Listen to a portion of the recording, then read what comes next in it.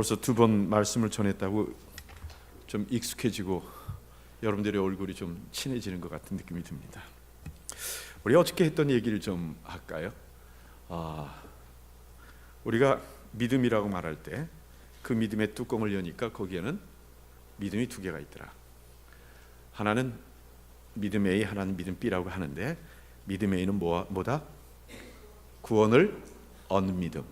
믿음 B는 뭐더라? 구원을 얻은 후의 믿음입니다.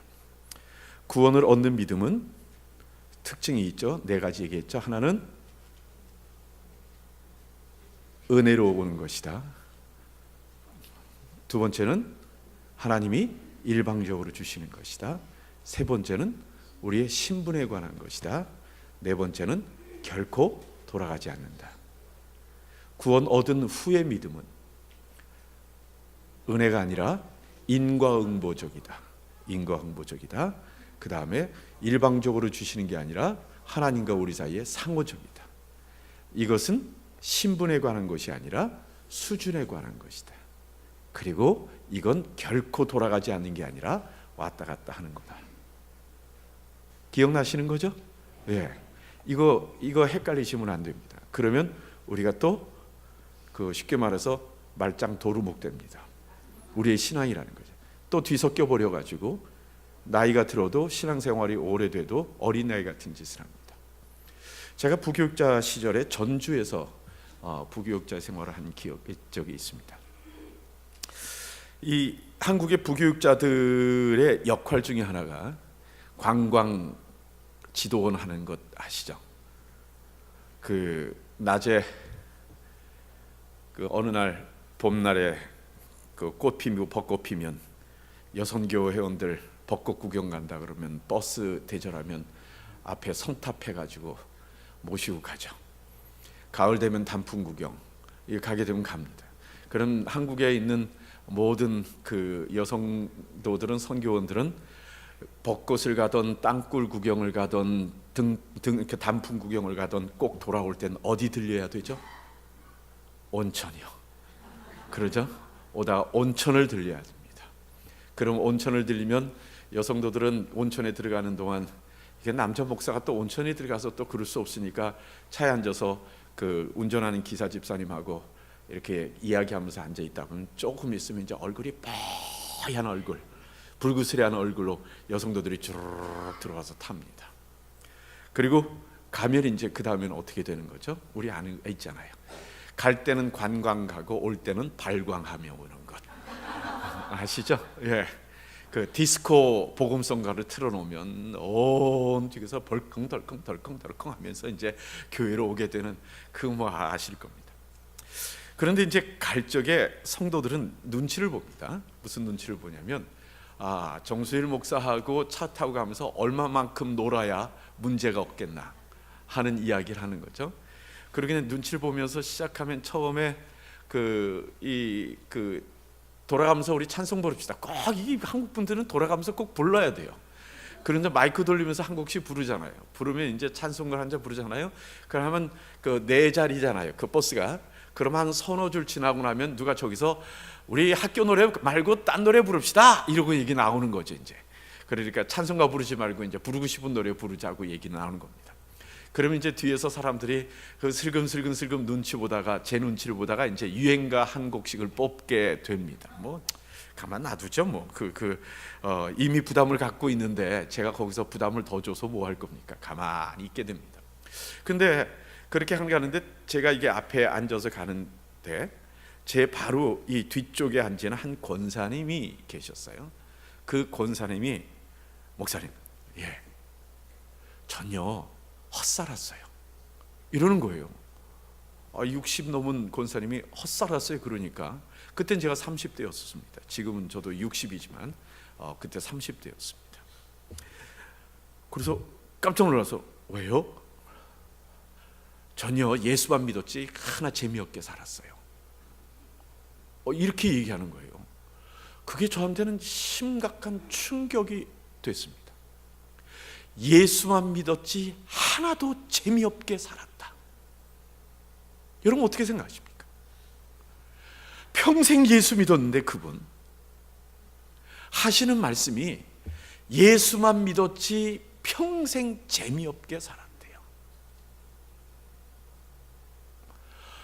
이거 저에게 심각한 문제입니다.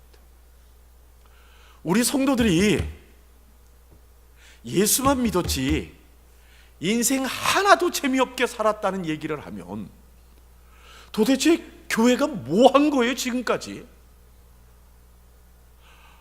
우리의 신앙생활은 도대체 어떤 거예요?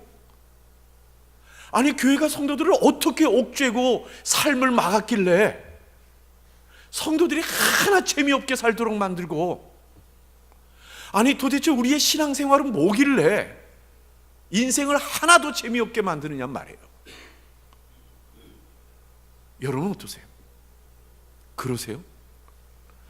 아니, 그분이 얘기하신 얘기가 무슨 의도인지 난 잘 모르겠어요. 하여튼 그건 중요한 게 아니에요.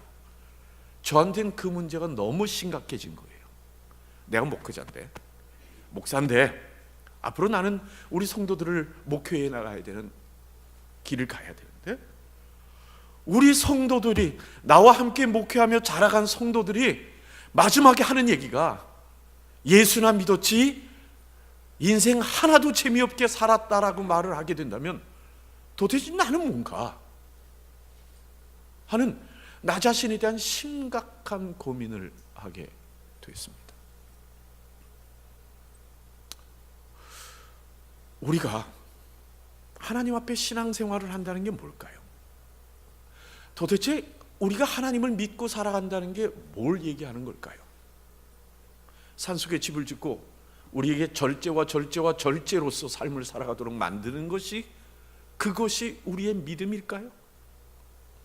교회에 등록하여 성도가 된다는 것은 나의 모든 삶의 즐거움을 포기하고 그저 교회의 종처럼, 어떤 종교의 종처럼 살아가는 것이, 그것이 믿음의 삶이고 우리가 하나님을 믿는다는 모습일까요?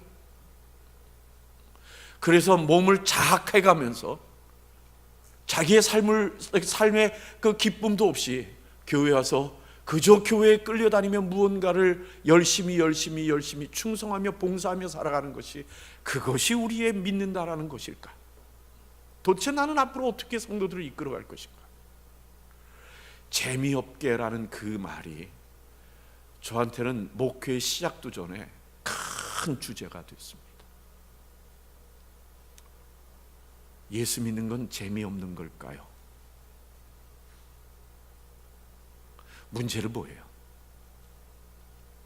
재미있고 없고는요, 관점의 차이예요. 실은요, 어디서 바라보느냐 하는 것에 따라서 재미있고 없고 해요. 가정생활 재미있으십니까? 결혼생활 재미있으십니까? 관점 차이죠. 그렇죠? 아유, 재미가 뭐가 있어요? 아침 일어나자마자 밥 해야죠. 아침 오전 청소해야죠. 애들 라이드 해야죠. 돌아오면 또 저녁밥 해야죠. 그러고 나면 또 뭐 이것저것 애들 돌보는 거, 애들하고 싸워야죠. 그리고는 자야죠.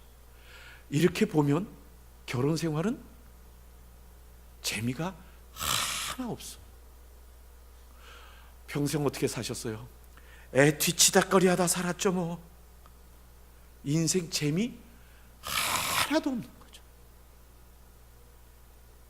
그렇다고 그 자식들이 커서 나한테 보험이 되느냐? 요즘 그거 바라는 부모 있으세요? 그거 바랄수록 실망하는 것밖에 없잖아요. 자식 생각하며 보험 든 거라고 생각하는 삶은요, 결국 우리 마음속에 재미없는 인생을 만들죠. 요즘 소원은 그거 아니에요? 나이 들어서 제발 나 기대고 살지 말아달라. 이게 우리 요즘 부모들의 소원 아닙니까? 커서까지 부모 기대서 사는 아이들. 우리 딸도요, 아빠 엄마 같이 근처에서 살았으면 좋겠대요. 목적이 뭘까요?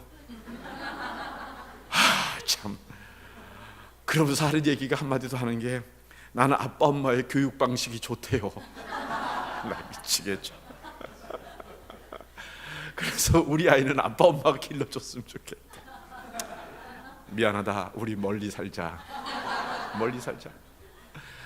아빠 엄마 사역해야 되니까, 나이 들어서까지 사역해야 되니까 같이 살기 어려울 거다. 멀리 살자. 그러고 이제 우리 둘이서 우리 애들하고 떨어져서 멀리 살자 그러고서 이제 손가락 꼽으며 각오하고 있는데 제 아내는 나이가 들수록 그게 깨지네요. 아니 그래도요 라는 얘기를 하네요. 제가 지금 불안해요. 그래서 아내를 잃어버릴까 봐 네? 그 걱정이 있기도. 여러분, 하나님이 우리를 부르시는 이유가 뭘까요? 한번 생각해 보세요. 하나님이 우리를 부르시는 이유가 뭘까요? 천국 데려가려고요? 틀린 말은 아니죠. 근데 고작 그겁니까? 예? 고작 천국 데려가려고 우리를 부르신 건가요?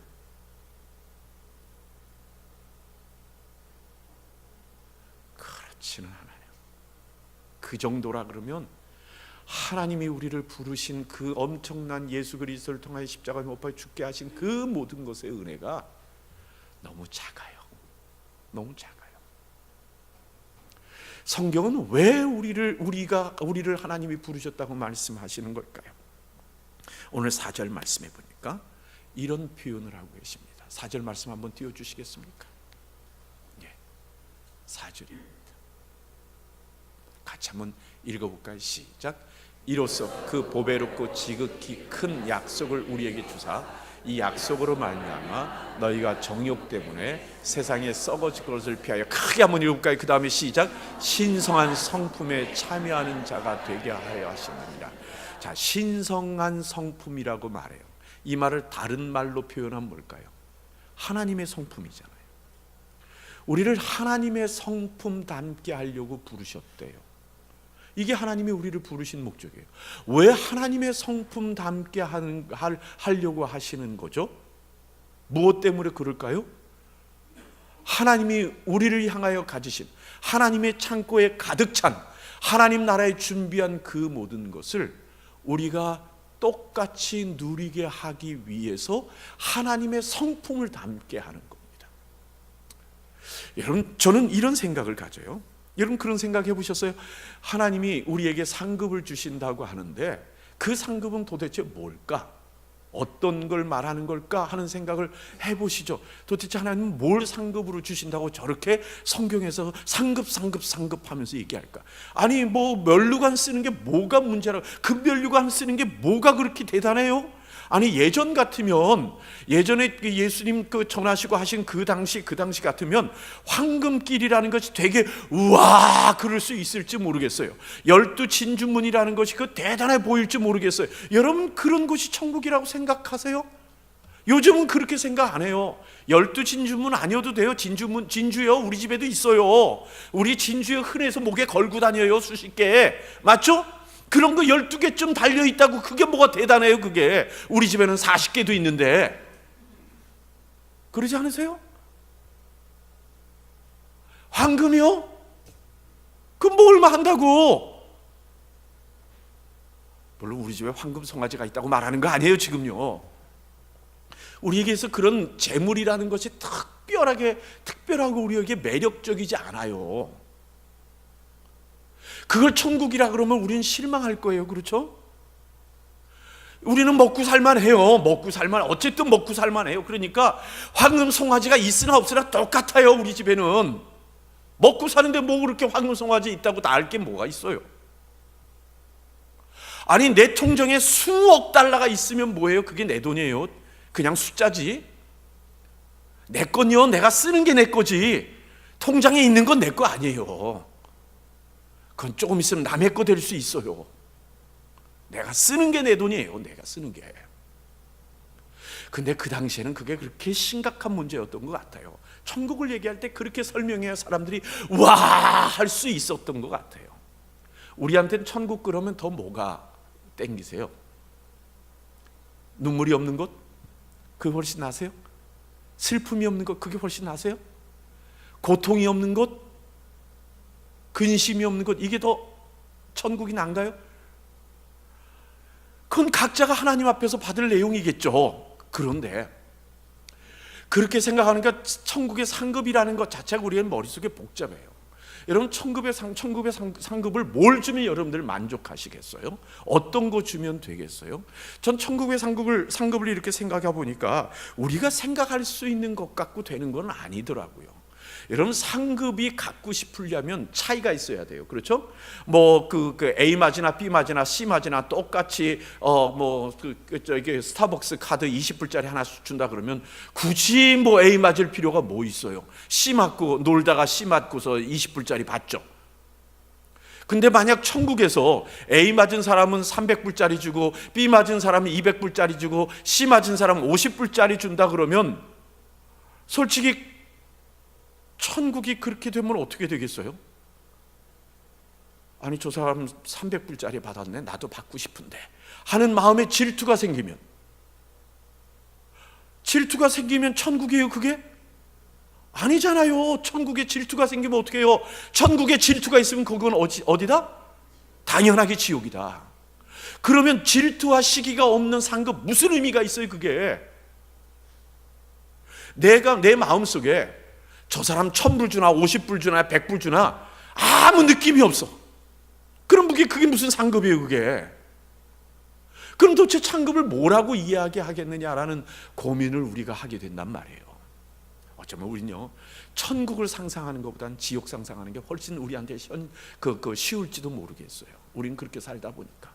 그런데 제 마음속에 이 말씀을 보다가 느껴지는 바가 있는 거예요. 상급이 뭘까?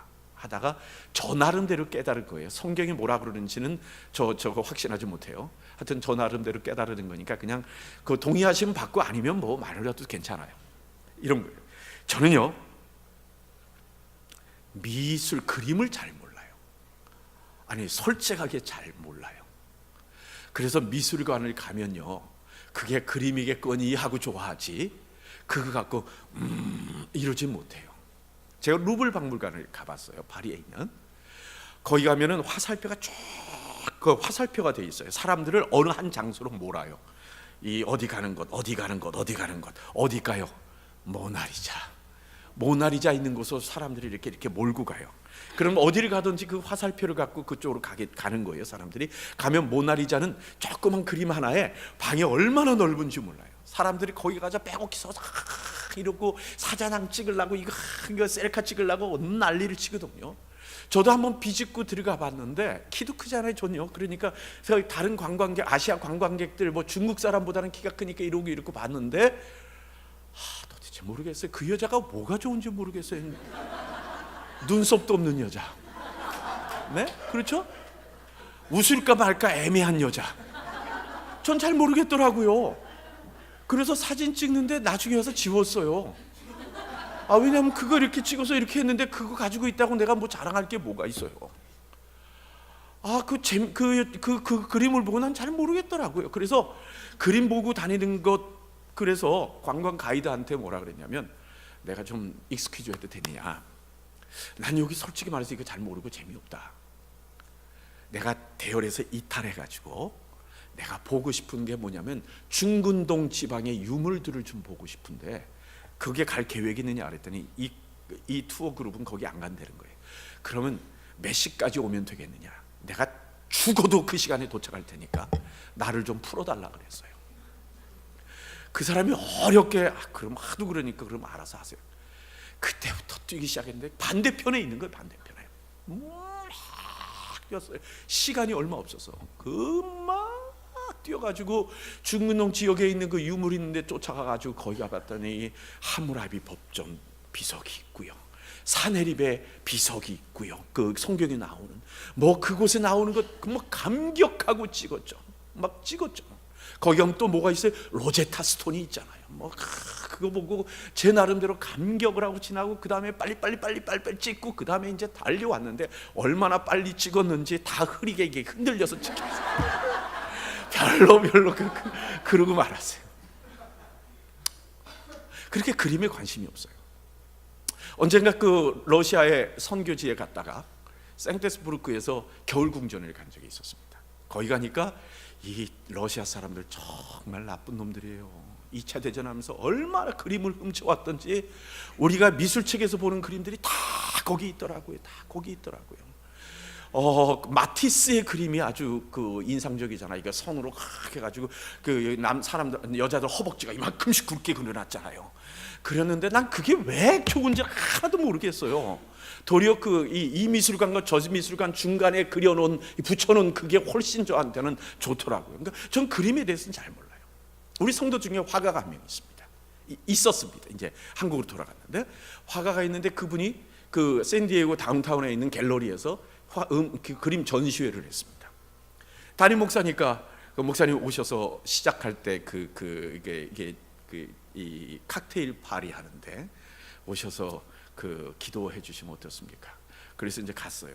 저도 이제 처음 이 갤러리 개관하는데 칵테일 파티라는 거 같아요. 물론 제가 갔으니까 제가 우리 성도들이니까 술은 없지만 그냥 서가지고 이 음료수 마시면서 과자 이게 치즈 해가지고 이렇게 먹으면서 분위기 있게 하잖아요. 이게 하잖아요. 근데 담임 목사가 왔다고 갤러리 주인이 그 같이 따라왔어요. 따라와가지고는 제 옆에 서가지고 이제 저를 이제 이렇게 인도하는 거예요.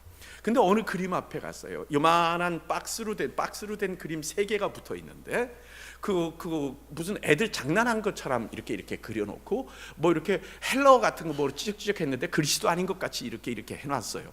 그 3개를 이렇게 박스를 3개를 이렇게 해놨는데 도대체 난 이게 무슨 그림인지 모르겠어요. 그래가지고 제가 서가서 그 그림을 나름대로 이러고 있다가 관장님 이 그림이 뭐가 좋습니까? 하고 물어봤어요. 그랬더니 그분이 가만히 있더니 난 심각한 얘기가 나올 줄 알았더니 하는 얘기가 색깔이 좋아요. 이거 없는 거예요. 색깔이 좋대요. 그래서 예? 색깔이요? 그랬더니 저런 색을 아무나 내지 못합니다. 김새 가지고 그랬어요. 그러고서 뭐 이런 그림을 그분이 그런 그림을 그리는 분이에요. 그러니까 사실화 그런 게 아니고. 그러고서 이제 끝난 다음에 제가 집사님한테 집사님 기왕이면 집사님 그림 하나만 줘요. 그리고 얘기를 했어요. 그랬더니 예 목사님 그 갤러리 끝나면 전시회 끝나면 제가 하나 보내드릴게요 그러더라고요. 그래서 전 기대하고 있는데 왔는데 그 그림이 왔어요. 어떻게 딱 그 그림이 온 거예요. 그래서 저희 집에 뭔지 모르고 걸어놓고 있어요.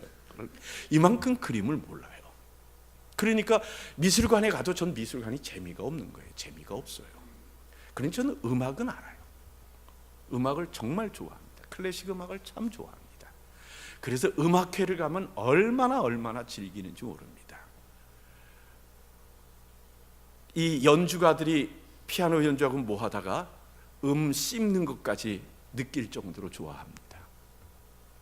그런데 한 번은 우리 장로님들하고 부부가 이렇게 같이 음악회를 갔어요. 샌디에고에 그 콘서트홀에 가서 음악회를 듣는데 시작할 때는 재밌게 시작하고 얘기하고 그러고 있다가 싹 음악이 시작되는데 조금 있으면 다 이러고 옆에 쫙 이러고 자는 거지.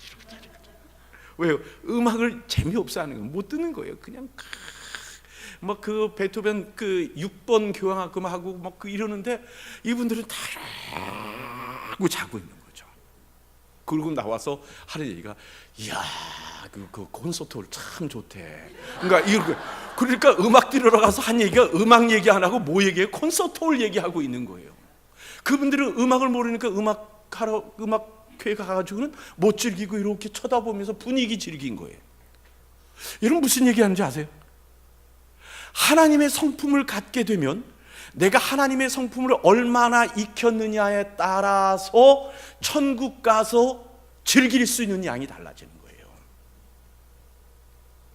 누구는 천국 가서 뭘 보느냐면 와 황금길이네, 와 12진주문이네 이 정도 즐기면서 천국을 와 하고 즐겨요. 아니 음악회 와서 건물 보고 즐겨도 그 사람은 돈 내고 와서 즐긴 거잖아요. 와 샌디에고도 이런 데가 있네. 그리고 그 사람은 돈값하고 간 거예요. 그만큼 음악을 즐기는 사람은 음악만큼 즐기고 오는 거고요. 혹시 천국도 그러지 않을까 하는 생각이 드는 거예요. 각자의 실망감이 없어요. 각자 나름대로 만족하는 거예요. 가서 그동안 피곤했던 거 그냥 그 음악회 가서 푹 자고 와도 만족스러운 거고, 그리고 음악회 공간을 보면서 이야 이 사람들, 그리고 어떤 사람은 또 가가지고 나도 이런 문화생활 하고 있지 않은 자기 만족에 빠져서 와도 즐기는 거 그 돈값하고 오는 거예요. 혹시 천국 가도 우리가 하나님의 성품을 어떻게 준비했느냐에 따라서 천국을 즐기는 양이 달라질 수 있는 것이 아닐까, 이게 상급이 아닐까 하는 느낌이 드는 거예요. 하나님의 성품의 알알이 하나님의 성품의 그 디테일한 것까지 누리면서 행복을 누리는 사람이 있는가 하면, 아니면 하나님의 천국의 모습의 어떠한 것을 보면서 그 정도로 만족하고서 할렐루야 하고 살아가는 사람이 있고, 어떤 사람은 하나님과의 깊이가 더 깊고 더 깊게 즐기며 살아가는 사람이 있는가 하면, 교회 와서 어떤 사람은 사랑과의 관계 정도로, 누구와 같이 살아가는 관계 정도로 교회의 즐거움을 갖고 살아가는 사람도 있잖아요. 우리가 하나님의 성품을 얼마나 준비하고 얼마나 갖췄느냐에 따라 교회 안에서도 즐거움의 정도가 다르잖아요. 혹시 천국도 그것은 아닐까 하는 생각을 해보는 겁니다. 하나님의 성품을 갖지 못하면 천국에서도 이 땅에서도 하나님의 은혜를, 하나님의 복을 만끽하지 못합니다. 우리가 하나님의 성품을 배우는, 성품을 익힌 정도에 따라 이 땅에 살아가면서도 하나님을 즐기는 정도가 달라지고요, 하나님의 은혜를 누리는 정도가 달라지고, 우리가 하나님의 음성을 듣는 정도가 달라지게 됩니다. 이민생활 힘드시죠? 그러나 얼만큼 살다 보니까 익숙해지시죠? 누가 그러대요? 저기 벌몬트 길을 다니면서 사람들이 얘기하는데, 벌몬트로 간 걸고 보문동이라 그런다고. 그리고 받는 월페어를 월페어라고 하지 않고 월표라 그러고 받는다고. 나름대로 그러고 살아가는 거죠. 이민생활, 그렇죠? 모르면, 영어를 모르는 만큼 그냥 우리 나름대로 알아서 살아가는 겁니다. 그런데 영어를 배우고 이쪽 문화를 배우면 이곳에 있는 것을 하나하나 또 찾아다니면서 즐기며 살아갈 수 있는 거고요. 여러분 나름대로 살아가는 영역을 정하면 그 가운데서 만족하고 살아가는 거 아닌가요? 이 땅에 살아가면서도, 우리가 교회 안에 있으면서도 하나님의 성품을 얼마나 익혔느냐에 따라 우리의 신앙생활의 깊이, 즐거움, 만족도는 달라지는 겁니다. 혹시 하나님이 우리에게 그걸 원하시는 거 아닌가 하는 생각을 해보는 겁니다. 여러분 11절 말씀 같이 한번 읽어볼까요? 11절입니다. 같이 읽죠. 시작. 이같이 하면 우리 주 곧 구주 예수 그리스도의 영원한 나라에 들어감을 넉넉히 너희에게 주시리라. 그렇죠? 이같이 하면이에요. 지금 3절부터 나타난 그 모든 것을 이야기하시면서 10절까지 말씀을 하신 후에 그 모든 그것을 그같이 하면, 그것을 너희가 익히면, 신의 성품을 갖게 되면, 그리고 그것을 누릴 수 있도록, 천국 가서 누릴 수 있도록 너희에게 천국을 넉넉하게 주실 것이다 라고 성경이 우리에게 말씀하시는 겁니다. 이것이요, 그런데 놀라운 건 하나님이 우리에게 주시는 것이 아니라 우리가 만드는 것이라고 말씀을 하십니다. 여러분 5절 말씀 같이 한번 읽어봅시다. 5절입니다. 같이 읽을까요? 시작. 너희가 더욱 힘써 너희 믿음의 덕의 지식을. 자, 여기 잘 보세요. 그러므로 4절이 뭐였죠? 하나님의 성품을 갖는 사람이 되게 하려고 우리를 부르셨다 그랬어요. 하나님의 성품을 갖는 사람이 되게 하려고 부르셨는데, 그 다음 얘기가 뭐냐면 그러므로 너희가 더욱 힘써예요. 너희가 더욱 힘써예요. 누구 보고 하라는 거예요? 우리 보고 하라는 거예요. 그리고 끝에 뭐라고 하냐면 공급하라 라고 말씀해요. 누가 공급하는 거예요? 하나님이요, 우리가요? 우리가 하라는 거예요. 우리가 하나님의 성품을 담기 위해서는, 하나님의 성품을 소유하기 위해서는 누가 해야 된다? 우리가 해야 된답니다. 뭘요? 5절 말씀해 보니까 믿음의 덕의 지식을, 지식의 절제의 인내를, 인내의 경건을, 경건의 형제우애를, 형제우애의 사랑을 더욱 힘써 공급하라라고 하나님이 우리에게 명하시는 말씀이란 말입니다. 그리고 8절 말씀해 보니까 같이 한번 읽고 8절이 시작. 이런 것이 너희에게 있어 흡족한즉 너희로 우리 주 예수 그리스도를 알게 어떻게 하지 않도록 게으르지 않고 열매 없는 자가 되지 않게 하려 하니. 어떻게 하지 않게 하려고요? 게으르지 않게. 그렇다면 우리가 믿음 위에, 하나님이 우리에게 주신 그 믿음 위에, 하나님이 주신 믿음 위에 덕을 쌓는 것은 누구의 일이다? 우리의 일이다. 그리고 그 덕의 지식을 쌓는 일은 누구의 일이다? 우리의 일이다. 지식의 절제를 쌓는 일은 누가의 일이다? 우리의 일이다. 인내도 그리고 경건도 형제 우애도 사랑을 쌓는 이 모든 것은 다 누구의 일이다? 우리의 일이다. 우리가 힘써 그것을 게으르지 않게 함으로 말미암아 우리가 하나님의 성품을 소유한 자가 되는 겁니다. 그런데 문제는 뭐냐면 우리가 그것을 힘써 공급하기보다는 우리는 그것을 하나님으로부터 얻으려고 자꾸만 그런다. 예? 하나님은 우리 보고 하라 그러는데 우리는 하나님으로부터 얻으려고 자꾸만 그러면서 기도로 때우려고 한다. 주여 내게 믿음을 더하시옵소서. 주여 내게 사랑을 더하시옵소서. 주여 내가 덕 있는 사람 되기를 원합니다. 주여 나에게 절제의 은혜를 주시옵소서.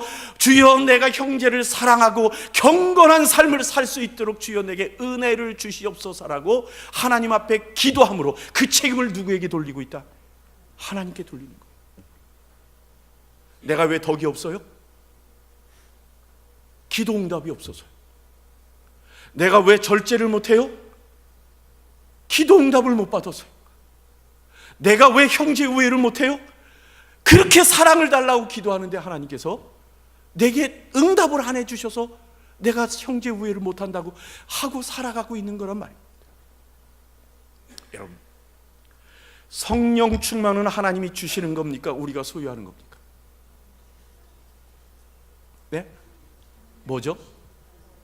이게 이제 우리 성경의 문제예요. 성경의 문제. 여러분, 성령 충만을 받으라고 성경이 말씀하시죠. 우리 성경에 받으라 그러니까 외부에서 뭔가 와야 되잖아요. 근데 그 본문이 원래는 그런 게 아니에요. 그 본문의 내용이 뭐냐면 성령에 충만하라 봐요. 성령에 충만하라라는 말씀이에요. 그런데 그게 우리말로 번역이 되면서 우리말 표현에 더 쉽게 사람들이 이해하게 하려고 성령 충만을 받으라라고 번역이 됐던 거예요. 그러고 나니까 우리는 성령 충만은 어디로부터 온다? 외부로부터 오는 거라고 생각을 해요. 여러분 생각해 보세요. 성령은 예수를 믿을 때 어디 계세요? 우리 안에 계세요. 이미 우리 안에 들어오셨어요. 우리 안에 들어오셨는데 무엇하러 성령이 또 외부로부터 충만해야 되는 거죠? 우리 속에 계시는 성령이 부족해서 외부로부터 성령이 무언가 공급이 돼야 되는 건가요? 양을 채워주시는 건가요? 성령을? 아니란 말이에요. 그게 아니란 말이에요. 성령 충만이라는 것은 무엇이냐면 내 속에 계신 성령이 나를 가득 채우는 상태를 이야기하는 거란 말입니다. 내 의지, 인간적인 모든 것이 내려앉고 그리고 성령이 나를 지배하는 상태가 성령의 충만을 말하는 건데 우린 그게 아니라 나는 가만히 있으면서 성령이 충만해지면 내가 변할 거라고 생각을 하는 겁니다. 성경은 그렇지 않습니다. 그렇지 않습니다. 성경에 보면요, 성령에 대한 두 가지 부정적인 단어가 나와요. 하나는 성령을 근심하게 하지 말라, 성령을 소멸시키지 말라는 얘기가 나옵니다. 물론 저 뒤에 가면 성령 회방하는 얘기가 나오지만 하여튼 뭐 우리한테 그겁니다. 성령은 어느 때 근심하시죠? 에베소 4장입니다. 성령을 어느 때 근심하시죠? 우리가 죄를 지을 때. 우리가 죄를 지을 때 근심합니다. 거짓하고 정직이 없고 속이고 그리고 더러운 말을 하고 분노하고 이런 거 할 때 성령은 근심하게 한다라고 에베소 4장 얘기합니다. 성령은 소멸은 언제 하는 거죠? 우리가 하나님의 받은 사명을 행하지 않을 때. 소멸이란 말은 없어진다는 말을 하는 게 아니에요. 영어로 말하면 quench라는 단어를 써요. 이게 무슨 말이냐면 이 붙어있는 호롱불을 확 심지를 죽여서 잘 피어오던 것을 확 죽여서 확 낮추는 것. 이것이 성령을 소멸하게 한다는 말이에요. 우리 속에 불타오르는 것을 심지를 확 낮춰버리는 것. 이걸 소멸이라고 말하는 거예요. 뭐예요? 우리가 순종하지 않을 때 성령이 소멸되는 거예요. 다시 말하면 우리가 성령 충만은 어느 때 돼요? 성령을 근심하지 않게 하고 우리가 성령에 순종할 때 충만하게 되었다가 우리가 성령에 순종하지 않게 되면 성령이 우리에게서 소멸되게 된단 말이에요. 이건 뭐에 해당되는 거예요? 믿음 B에 관한 얘기란 말입니다. 상호적인 거예요. 인과응보적인 거예요. 그것은 수준에 관한 거예요. 성령 충만이라는 것은 절대적인 게 아니에요. 우리가 하나님을 순종하고 하나님을 따라갈 때 성령이 충만해지고, 우리가 하나님을 거역하고 하나님을 외면할 때 성령이 소멸되고. 그럼 성령 충만과 소멸은 누구의 문제예요? 나의 문제란 말이에요. 내가 어떻게 하나님을 순종해가고 하나님을 주인으로 섬기고 하나님이 내 속에 지배하게 하시느냐에 따라서 성령 충만해지는 우리를 경험하다가 아닐 땐 주저앉게 된단 말이에요. 자, 이렇게 생각하죠. 컵입니다. 이 컵이 구멍이 났습니다. 물은 얼만큼 찰까요? 예, 이 구멍 밑에까지 찹니다. 그렇죠? 아무리 물이 가득 차 있어도 조금 있으면 빠져나가서 이 구멍 밑에까지 있습니다. 여러분, 이곳에 물을 꽉 채울 수 있는 두 가지 방법이 있습니다. 뭐가 있을까요? 구멍을 메꾸든지, 아니면 빠져나가는 것보다 더 많이 붓던집니다. 여러분, 어느 것이 지혜로운 방법이겠어요? 막아야 되는 겁니다. 우리의 부족과 우리의 연약을 막아서 우리로 하여금 신앙생활을 할 수 있는, 가득 채울 수 있는 방법을 써야 되는 건데, 근데 너무나 많은 성도들이 어떻게 하느냐면요, 이걸 막을 생각을 하지 않고 풀어넣을 생각들을 합니다. 그러다 보니까요, 막질 않다 보니까 어떤 현상이 일어나면, 신앙생활하다가 고개 한번 돌리고 돌아서면 쑥 내려가는 겁니다. 그러니까 훅 피는 느낌이 드는 겁니다. 어이크 하고선 어디다요? 부흥에 쫓아다니는 겁니다. 뭔가 쫓아다녀야 되는 겁니다. 그래서 내게 채워야 되는 거예요. 계속 외부로 채우려고 하는 겁니다. 질문 하나 드립니다. 성경을 어쩌다 보니까 한 달간 안 읽었습니다. 어떻게 하면 되죠? 한 달간 안 읽었어요. 그러니 내 마음속에 하나님과의 관계에 있어서 식어지죠. 어떻게 하면 되죠? 예? 읽으면 되죠. 성경에 구멍이 뚫렸으면 막 읽으면 돼요. 근데 어떤 사람은 읽을 생각을 하기보다는, 성경을 안 읽을 생각을 하기보다는 어이구 내가 믿음이 식었네 하고 왜요? 쫓아다닙니다. 믿음이 식은 걸 막기 위해서 그 차에 가보면요, 수많은 간증 테이프가 꽉꽉 차 있습니다. 왜요? 다른 사람이 그 하나님의 은혜 경험한 것을 대리만족하느라고요. 그래서 나를 키우려고. 돌아서면 없어지는 건데. 기도를 한 달간 안 했습니다. 꽤나 많이 안 했죠? 그러면 하나님으로부터 자꾸만 내 마음속에 거칠어지면서 멀어진 느낌이 듭니다. 공허함이 생깁니다. 어떻게 해결하면 될까요? 오늘이라도 하면 되죠. 하면 되는데 문제는 뭐예요? 기도하기보다는 어떻게 해요? 내 식어져 있는 마음을 일으키기 위해서 기도하기보다는 뭘 해요? 쫓아다닙니다. 뭔가 채우려고 하는 겁니다. 그러다 보니까 성령 충만한 우리이기보다는 다른 곳으로 채워서 메꾸려고 하는 우리의 신앙생활을 살아가는 겁니다. 하나님의 성품으로 변하려고 하는 우리의 노력보다는 뭔가 외부로부터 감정적인 거 뭐든지 채워서 나로 하여금 그 찰랑찰랑한 순간을 유지하고 싶어 하는 겁니다. 남의 손을 빌리려고 하는 거죠. 그러니까 인생이요, 우리가 예수 믿는 삶이요, 평생 살아가면서 피곤한 겁니다. 돌아서면 줄어들고 한눈 한 번만 팔고 나면 그냥 쭉쭉 줄어드는 우리의 신앙생활을 보면서 우리가 너무너무 힘들어하는 삶을 죽어라 그 신앙 채우느라고 그냥 끝도 없이 퍼담느라고 끝도 없이 우리가 인생을 피곤하고 평생 살아버리는 거죠. 그러니까 예수 믿기가 어때요? 힘든 겁니다. 바울은 예수 핍박하기가 힘들다고 예수님께서 말씀하셨는데 우리는 예수 믿기가 힘든 겁니다. 왜요? 메꿔야 되는데 메꾸지 않고 퍼넣으려고 노력하다 보니까 실은 메꾸는 방법이 더 간단한데 안 쫓아다녀도 되잖아요. 예, 어디까지 쫓아다니세요? 여러분들 그러고 나니까 뭐예요? 인터넷에서 온갖 목사님의 설교 다 찾아다니잖아요. 뭐가 좋다더라고 찾아다니잖아요. 그러니까 한국에는 지금은 무슨 팔로우 처치들이 많잖아요. 예? 누가 설교 잘한다 그러면 그냥 우르르 모여서 교회 하나가 홀떡 생기고, 누가 뭐 하나 잘한다 그러면 또 SNS에 글 잘 쓴다 그러면 그 교회 그냥 우르르 몰려들어서 펄쩍 하나 생기고. 교회가 아니라 무슨 아이돌 집단 같은 느낌이 드는 교회들이 자꾸만 생기는 거예요. 왜요? 내 마음의 공허함을 채울 방법이 없어서 그런 거예요. 하나님이 우리를 부르신 이유는 그게 아니에요. 하나님의 성품을 준비함으로 우리가 하나님의 것을 일평생 살아가며 누릴 수 있는 사람 되기를 하나님이 바라고 계시는 거죠. 여러분, 예수님께서 마지막 날 밤에 두 가지를 하셨어요. 그렇죠? 마의 다락방에서 두 가지를 하셨어요. 행사를 뭐 하셨을까요? 하나는 성찬식 하셨고, 하나는 세족식을 하셨어요. 성경을 이래저래 보는데 뭐부터 했는지는 잘 모르겠어요. 이렇게 보면 이거부터 한 것 같고, 저렇게 보면 저거부터 한 것 같고. 그래서 제가 조금 아까 찬양할 적에 혹시 내가 실수 안 하고서 그 구절 또 한 번 찾아봤어요. 그런데 여전히 뭐부터 했는지가 애매해요. 그런데 여러분, 성찬식을 하면서는 주님께서 마지막에 하신 말씀이 있어요. 뭐라 그러냐면, 내가 다시 올 때까지 뭐 하라? 기념하라 하셨어요. 성찬식은 뭘 상징하는 거죠? 예수님의 십자가의 죽으심을 상징하는 겁니다.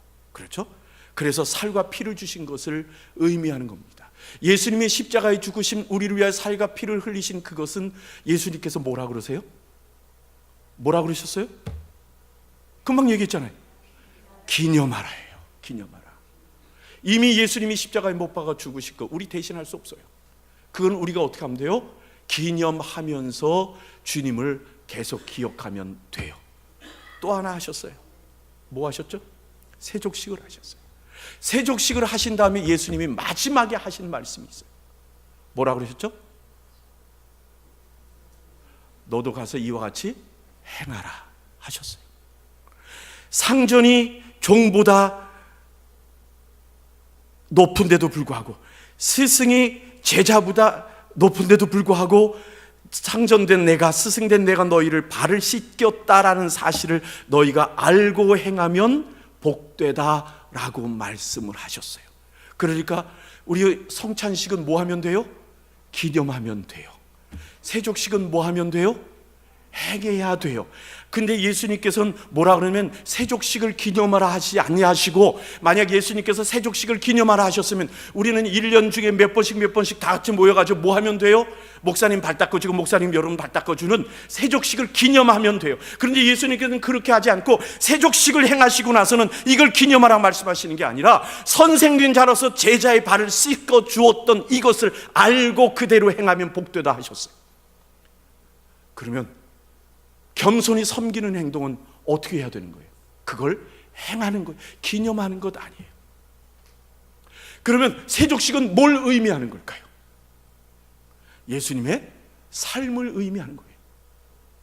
예수님이 3년 반 동안 사셨던 그 삶에 대한 모습은 세족식으로 나타나는 것이고, 마지막에 십자가에 못 박혀 죽으신 것은 성찬식으로 나타나는 거예요. 성찬식으로 이루어진 우리의 구원 A에 관한, 이 구원을 믿는, 얻는 믿음에 관한 것은 우리가 계속 기념하며 살면 되는 것이고, 그리고 예수님이 사셨던 3년 반의 삶은 우리가 어떻게 하라고요? 행하라고 우리에게 명령하시면서 그것은 복되다라고 말씀하신단 말이에요.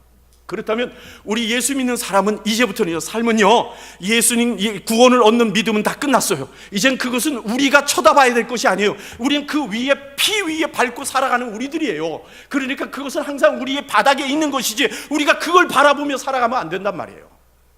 우리가 살아가야 되는 건 뭐예요? 그리스도의 피 위에서 행해야 되는 그리스도의 삶이잖아요. 맞나요? 그것을 실천하는 게 그리스도인의 믿음이란 말이에요. 그게 없으면 그냥 십자가 내가 처음 볼 때 하고 외치는 그것들이 다 의미 없는 거예요. 여러분, 믿음이라는 것은 십자가 앞에서 흘리는 눈물이 아니라 주께서 흘리셨던 그 핏방울을 우리가 같이 떨어뜨리고 흘리는 그것이 믿음이란 말이에요, 이제는. 그런데 우리는 눈물로 믿음을 측정하려고 그런다고요. 아니에요. 그게 믿음이 아니란 말이에요. 예수님의 삶을 우리가 행해야 되는 것이라고 한다면 우리에게 필요한 건 뭡니까? 이 하나님의 성품을 소유하는 겁니다. 하나님의 성품을 소유하지 않군요, 그거 행하기 어렵습니다. 그렇지 않아요? 하나님의 성품을 소유하지 않으면요, 세족식 하려고 앉아가서 사람 발 닦으면서도 내가 너 닦아주는 거 기억하라. 응? 그 내가 지금 내가 선생인데 너 닦아주는 거야. 그러니까 너도 이렇게 생각하는 사람이 돼버리는 거예요. 왜요? 성품은 안 되는데 행동은 해야 되니까 그런 현상들이 나타나잖아요. 신앙생활하면서 우리 교회에 살면서 성품을 닮아가려고 노력하지 않고 내가 교회 생활을 하고 나니까, 그러니까 어떻게 해요? 고개를 숙이면서도 야, 나 겸손하다. 그러니까 잘 기억해라, 나 겸손한 거 라고 하는 사람이 돼버리고 마는 거예요. 그리고 조금 있다, 야, 내가 언제까지 너한테 이래야 돼? 라는 얘기가 교회 안에서 튀어나올 수밖에 없는 거죠. 이게 교회의 생활이라고 한다면 그 사람은 신앙생활이 피곤하죠. 재미없죠. 예수 믿는 것이 재미가 없어요. 왜요? 성품으로 준비돼야 즐기는데 성품이 준비 안 되니까 즐기지를 못하잖아요. 여러분, 기도가 중요해요. 그렇죠? 기도가 중요해요. 그런데 기도가 자칫하면 비겁한 수단이 되는 거 아세요? 기도가 자칫하면 비겁한 수단이 돼요. 무슨 말이냐면요, 선교 가라 그러니까 주여 하고 기도로 선교 다 해요. 가자 그러면 안 가요. 선교 헌금 내라 그러니까, 내자 그러니까 주여 내 소명은, 내 사명은 기도입니다. 기도하면서 헌금은 안 해요. 어저께 얘기했던 것처럼 그 사람한테 찾아가서 미안하다고 사과하고 잘못했다고 하고 화해해야 되는데 그게 아니라 주여 그를 사랑하게 하여 주옵소서, 주여 그를 용서하게 해 주시옵소서. 그러고 일어나서 그 사람 얼굴 쳐다보면 덜컹 가슴 내려요. 금방 돌아서는 우리들이 막. 저한테 깊은 과거에 그 충격이 있었던 사건이 하나 있어요.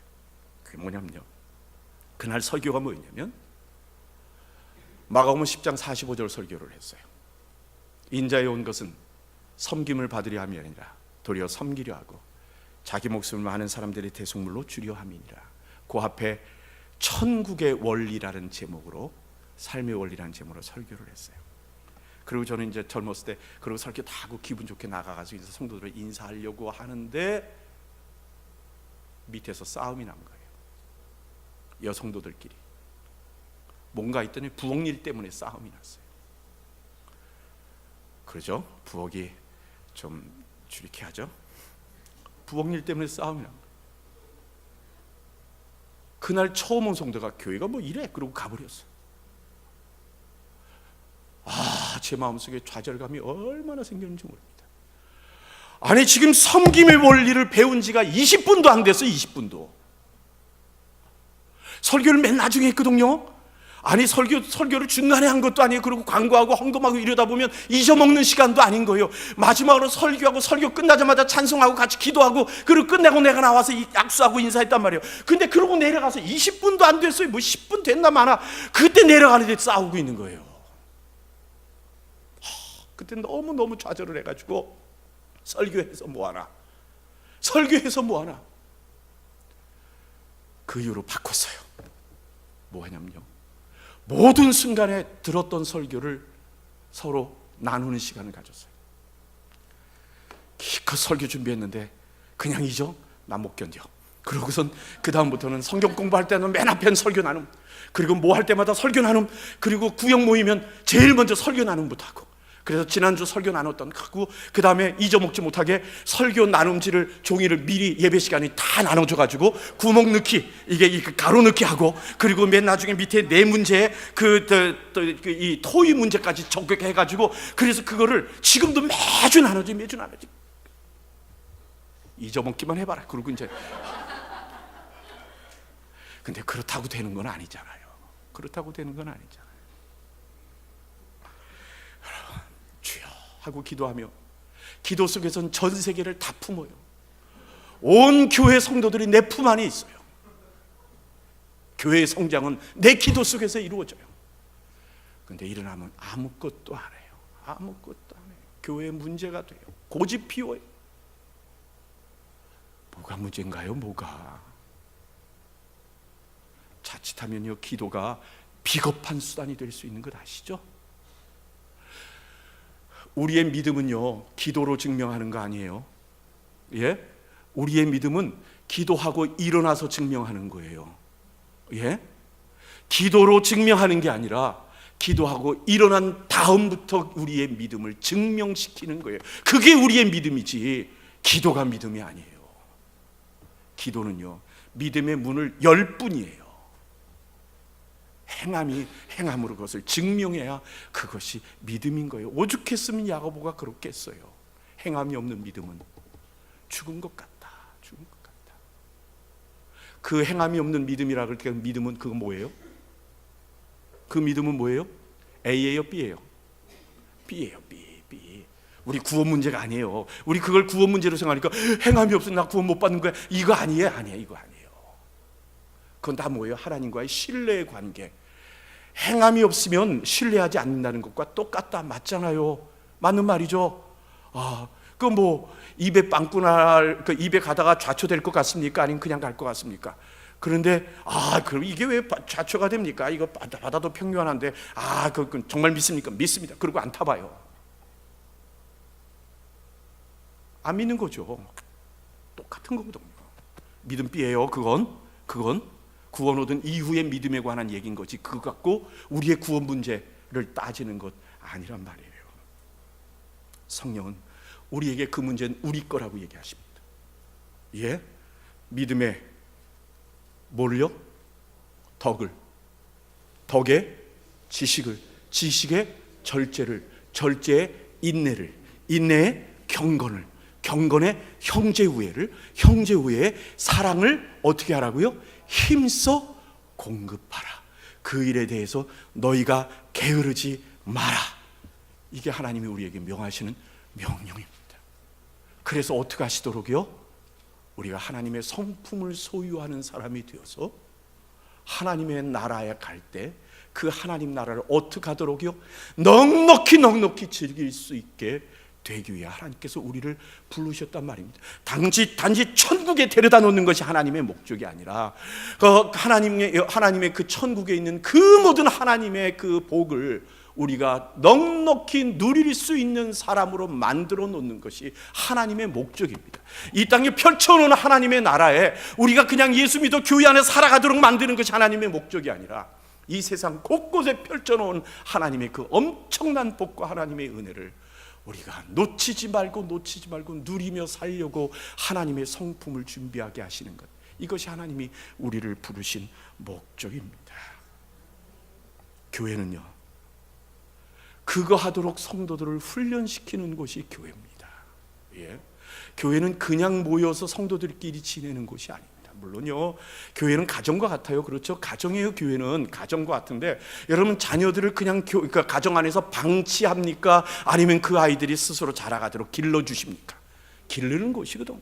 그리고 가정 안에서는 그 아이들이 실수하고 넘어지고 온갖 난리를 쳐도 그 아이를 보호해서 클 수 있도록 기회를 만들어주고 이 교육을 제공하는 것이 가정이잖아요. 똑같이 교회도 그런 겁니다. 여러분, 우리의 믿음의 성장은 과정인 것 기억하십시오. 우리의 믿음의 성장은 어떤 시점의 수준이 아닙니다. 에이, 저 사람 그럼 예수 믿었다고 하면서 그것도 못해. 이게 우리의 신앙생활의 기준은 아닙니다. 세상 사람들은 그렇게 바라봅니다. 예수를 믿자마자 어떤 수준에 이른다라고 생각을 합니다. 그런데 아닙니다. 예수 믿음이 이제부터 시작하는 겁니다. 시작해서 수없이 우리의 반복된 고통의 시간들, 과정을 겪어서 그리스도의 성품을 닮아가는 과정을 살아가는 겁니다. 어떤 사람은 여기서부터 시작하는 사람이 있는가 하면 어떤 사람은 이 밑에서부터 시작하는 사람이 있어서 이 사람은 시작부터 50점인데 어떤 사람은 20년 걸려야 겨우 50점을 도달하는 사람도 있을 수 있습니다. 하나님은요, 몇 점에서 커트라인을 정하실까요? 하나님은 커트라인이라는 개념이 있는 게 아니라 그 자녀가 하나님 앞에 살아가는 그 몸부림의 성장의 과정을 하나님은 기뻐하시는 겁니다. 꼭 80점을 맞아야 너는 수고했구나라고 말씀하시는 게 아닙니다. 뭐와 같으냐면요, 예수님께서 5달란트가 5달란트 받은 사람이 5달란트 남겼으나 2달란트 사람이 2달란트밖에 안 남겼지만 예수님 앞에서는 똑같은 칭찬을 받았던 것과 동일한 모습이란 말입니다. 우리가 성장하는 과정입니다.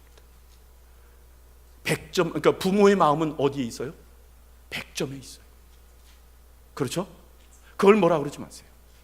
그게 부모의 마음이에요. 됐어, 40점만 맞으면 됐어, 그만해, 놀아. 이건 부모의 마음으로, 실은 그러는 부모가 가끔 있습니다. 가끔 있는 그 부모는 만족하는 게 아니라 포기하는 거죠. 그렇죠? 그 아이가 어떻게 못하니까 그 수준에서 포기하는 거지, 부모가 만족하는 거 아닙니다. 부모의 만족점은 어디에 있습니까? 100점에 있습니다. 60점 맞으면, 야, 너 이번에 과락면 했네. 그래, 너 하면 돼. 그렇지, 하면 돼. 조금만 더 해. 70점이 눈앞에 있어. 그리고 70점이 전 끝인 줄 알고 공부를 해서 70점 맞고 나니까, 이야, 너 가능성 있어. 정말 너는 정말 훌륭한 아이야, 보배야. 그러니까 80점으로 가자. 이게 이제 부모의 마음이에요. 95점으로 만족하나요? 아니거든요. 5점을 위하여 온갖 방법을 다 쓰거든요. 이게 부모의 마음, 하나님의 마음이에요. 그러나 그 자녀에게 40점 맞는 아이한테 100점 못 맞았다고 두들겨 패는 부모가 있다면 그건 미련한 부모죠. 똑같습니다. 하나님이 우리에게, 우리가 몇 점 맞았느냐가 하나님한테 중요한 게 아닙니다. 우리가 끊임없이 믿음의 성장의 길을 가고 있느냐, 멈추지 않고 우리가 그리스도의 성품을 닮아가고 있느냐 하는 것이 하나님의 관심입니다. 그러다가 기껏해서 요 정도 하다가 세상 떠났어도 하나님은 뭐라고 그러실 거예요? 그래, 착하고 충성된종아 수고했다, 너 정말 수고했다 라고 박수 쳐주시고 애썼다고 품어주실 분이 하나님입니다. 우리의 게으름과 나태함과 우리들의 거역함과 불순종을 하나님은 섭섭해하는 것이지, 우리의 능력이 어디까지 이르느냐에 하나님의 관심이 있는 것은 아니란 말입니다. 뭐야, 다 도토리 캐기쟁이거든요. 나는 이만큼 간 것 같지만 하나님 편에서 보면 저만큼밖에 못 온 거거든요.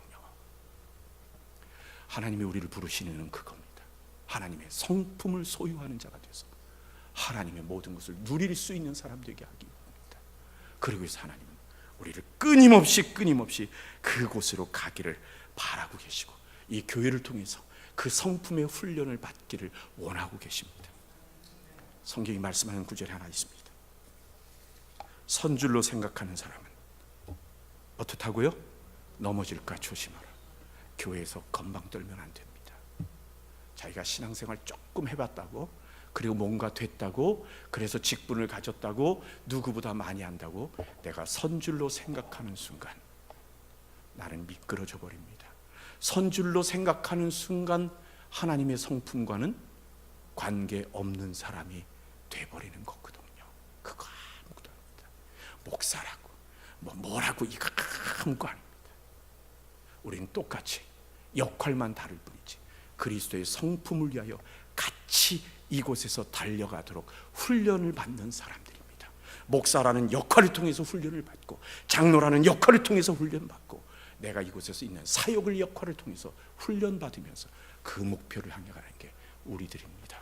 그러다가 다 못하고 세상 떠나면 우리는 흉 하고 하나님 앞에 가서 그 하나님이 수고했다고 품어주시는 그것을 통해서 하나님의 상급을 누리는 우리들이 될 겁니다.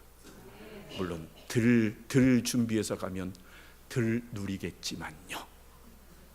그렇죠?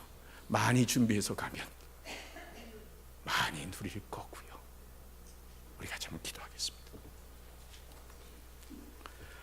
우리를 향한 하나님의 마음이 뭘까요? 자녀를 만드시는 것도 그렇지만 우리가 하나님의 성품을 소유하게 하시는 것이 하나님의 마음입니다. 그것이 하나님의 이유입니다.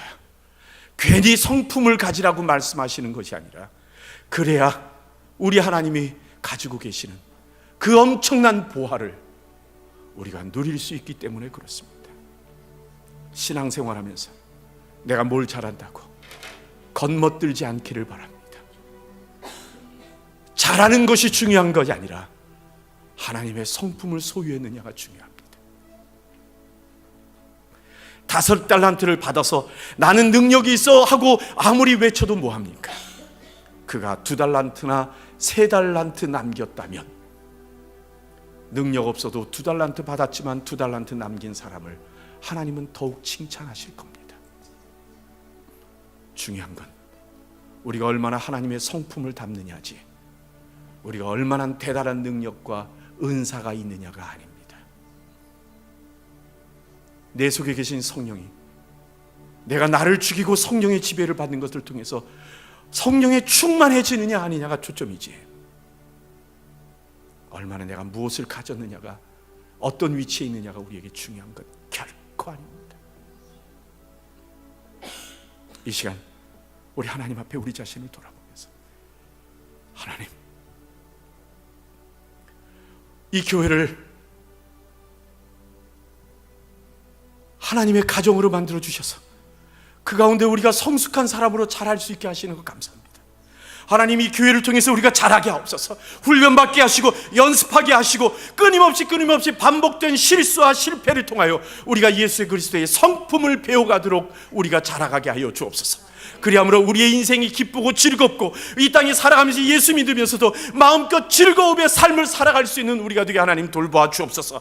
아버지 하나님, 모든 순간순간을 훈련으로 받게 하여 주셔서 아버지 하나님, 내가 실망하거나 좌절하지 아니하고 그것 때문에 다른 사람을 판단하고 정죄하지 아니하고 하나님 앞에 끊임없이 하나님의 성품을 담기 위하여 힘써 공급하는 우리 되게 하옵소서 하고, 주여 주여 한번 외치고 우리 같이 한번 기도합니다.